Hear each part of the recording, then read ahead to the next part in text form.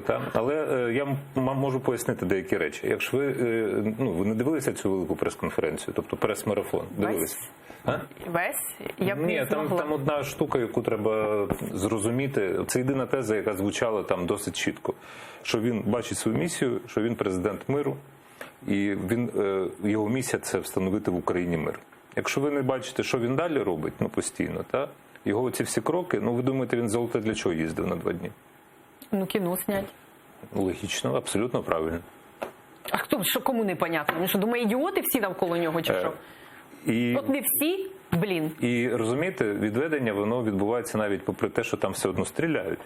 Хоча казали, що 7 днів має бути тиші. Не було там дня тиші навіть. Дивіться, і відведення відбувається, тому що він показує, що він за мир, він за встановлення миру, йде на певні компроміси, як він вважає. І прагне зустрічі в нормандському форматі. І що? Як? Це ж зусилля до миру, розумієте? Це користується попитом у його електорату, в тому числі. Так, це я розумію. Я так само розумію, що сіру зону ми не повернемо просто. Він здає людей.